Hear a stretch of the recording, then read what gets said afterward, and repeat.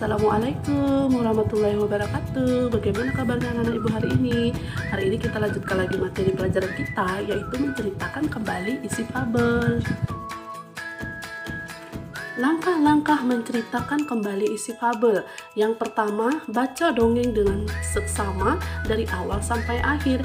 Jangan membaca melompat-lompat.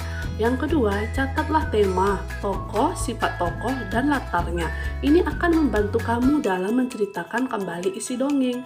Saat menceritakan kembali isi dongeng, si pencerita harus mengacu pada tema, tokoh, sifat tokoh, dan latar dongeng yang didengar atau dibaca tersebut. 3. Catat semua peristiwa atau alur yang terdapat dalam dongeng secara garis besarnya saja. 4. Ceritakan kembali isi dongeng dengan kalimatmu sendiri, namun harus sesuai dengan isi dan urutan dongeng yang kamu dengar atau baca. Tokoh dan latar cerita yang kamu ceritakan juga harus sama dengan tokoh dan latar cerita atau dongeng yang didengar atau dibaca. Berikutnya, kegiatan kita adalah membaca atau mendengarkan pembacaan fabel Semua Istimewa secara seksama. Semua istimewa. Ulu seekor katak hijau sedang berdiri di pinggir kolam. Hari itu langit sangat gelap dan hari seperti itulah yang Ulu sukai. Tidak lama kemudian, air mulai menetes perlahan-lahan dari angkasa. Hujan telah tiba. Ulu berteriak dengan girang. Ulu pun mulai melihat semut yang kecil sedang berteduh di balik bunga matahari. Wahai semut, hujan telah tiba, jangan bersembunyi. Seru Ulu kepada semut yang sedang berusaha keras menghindari tetesan air hujan. Semut menghela napas dan menatap Ulu dalam-dalam. Ulu, aku tidak suka dengan hujan. Kamu lihat betapa mungilnya tubuhku. Air hujan akan menyeret dan menenggelamkanku ke kolam. Aku tidak bisa berenang sepertimu, makanya aku berteduh. Sahut semut. Makanya semut, kau harus berlatih berenang. Aku saja sejak lupa dulu sudah bisa berenang. Masa kau tidak bisa? Berenang itu sangat mudah. Turunkan saja kakimu. Ulu menjulurkan kakinya Dan tendang ke belakang seperti ini. Ups, maaf, kakimu kan pendek. Ahahaha. Sambil tertawa, Ulu melompat meninggalkan semut. Semut hanya bisa menatap Ulu dengan kesal. Semut tidak dapat berenang karena ia berjalan. Ulu kembali berseru. Hujan telah tiba, hujan telah tiba. Oh, hai ikan, aku sangat suka dengan hujan. Bagaimana denganmu? Ulu berhenti di pinggir kolam dan berbicara kepada ikan yang sedang berenang di dalam kolam.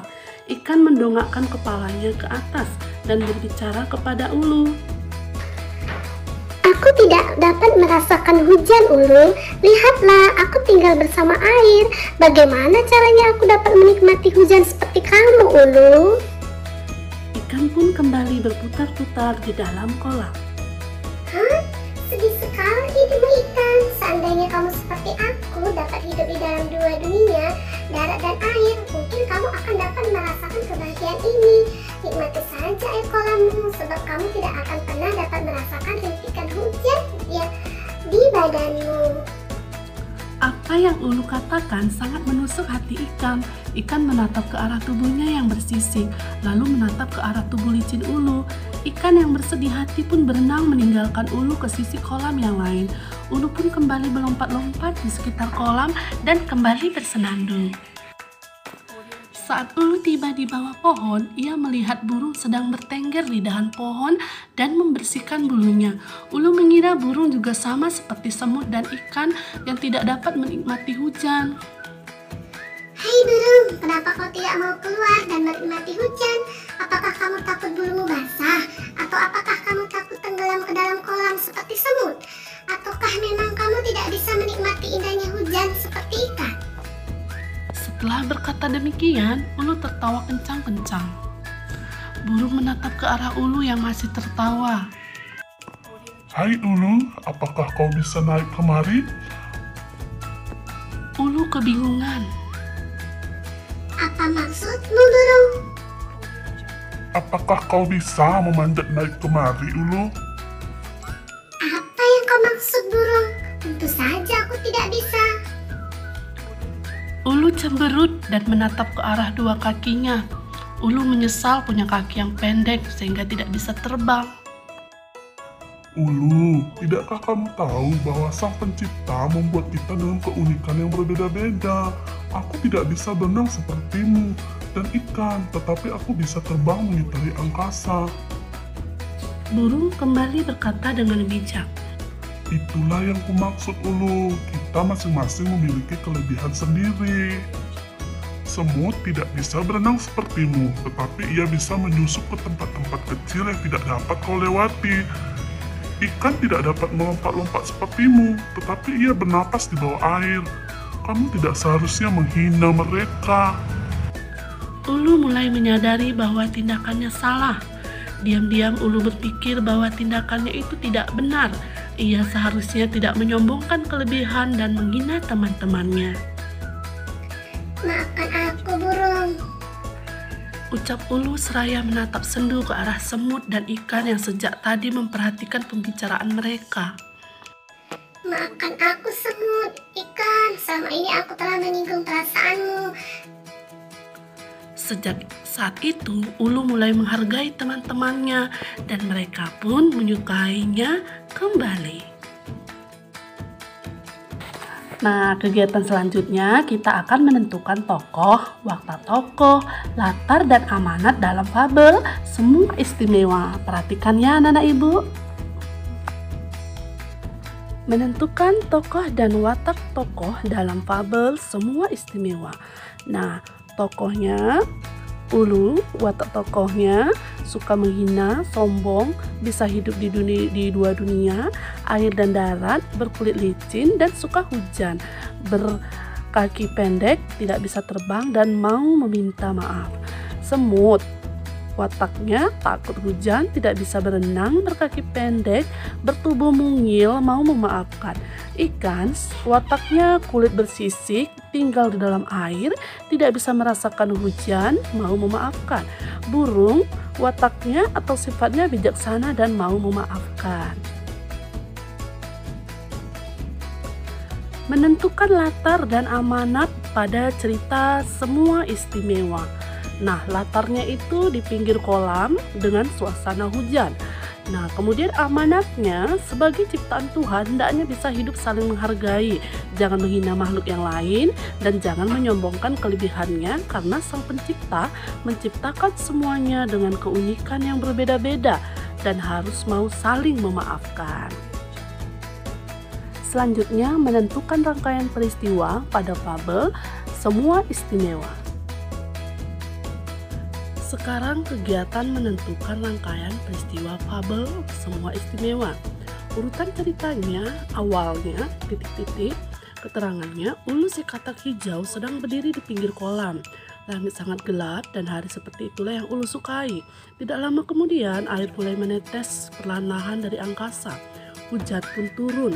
Ulu berteriak dengan girang dan mulai bersenandung sambil melompat-lompat mengitari kolam. Urutan cerita, tiba-tiba, titik-titik, Ulu melihat semut kecil yang sedang berteduh. Di balik bunga matahari, Ulu mengejek semut yang tidak bisa menikmati hujan karena semut takut air, tidak bisa berenang dan hanya bisa berjalan di darat. Urutan cerita selanjutnya, lalu, titik-titik-titik, keterangannya, Ulu bertemu dengan ikan yang sedang berenang di kolam. Ulu mengejek ikan yang tidak bisa menikmati hujan karena ikan biasa tinggal di dalam air. Beda dengan Ulu yang bisa hidup di dua dunia, darat dan air. Urutan cerita selanjutnya, titik-titik-titik, Ulu bertemu burung yang sedang bertengger di dahan pohon dan membersihkan bulunya. Ulu mengejek burung yang tidak bisa menikmati hujan karena takut bulunya basah terkena air hujan. Urutan cerita kemudian, titik-titik-titik, keterangan, burung menatap ke arah Ulu yang masih tertawa dan menyuruh Ulu naik ke dahan pohon. Tetapi Ulu tidak bisa, ia cemberut dan menatap ke arah dua kakinya. Ulu menyesal punya kaki yang pendek sehingga tidak bisa terbang. Burung menasihati Ulu untuk berhenti menghina makhluk yang lain dan menyombongkan kelebihannya karena Sang Pencipta menciptakan semuanya dengan keunikan yang berbeda-beda. Urutan cerita akhirnya titik keterangannya, Ulu sadar bahwa dirinya salah dan meminta maaf kepada teman-temannya. Ulu mulai menghargai teman-temannya dan mereka pun menyukainya kembali. Dari kegiatan-kegiatan yang sudah kita lakukan, kita bisa meringkas isi fabel semua istimewa berdasarkan tokoh, penokohan, latar, amanat fabel yang sudah kita temukan dari membaca fabel dengan menuliskan sesuai urutan kejadian yang dialami tokoh utama. Berikut ini ringkasannya, dibaca ya anak-anak ibu agar lebih memahami teks fabel semua istimewa.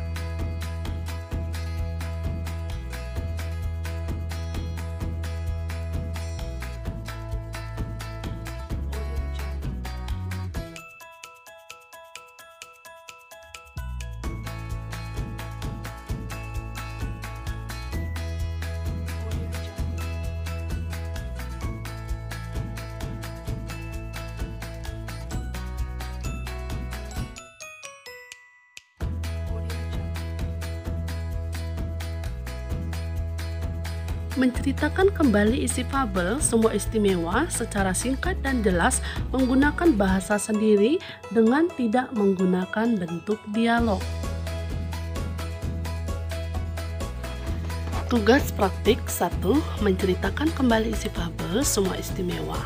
Membacakan ringkasan fabel dengan menggunakan nada bercerita atau mendongeng. Nah, kemudian tugas yang kedua, carilah contoh fabel, kemudian buatlah ringkasannya. Selamat mengerjakan. Demikianlah pelajaran hari ini, semoga bermanfaat. Tetap semangat. Wassalamualaikum warahmatullahi wabarakatuh.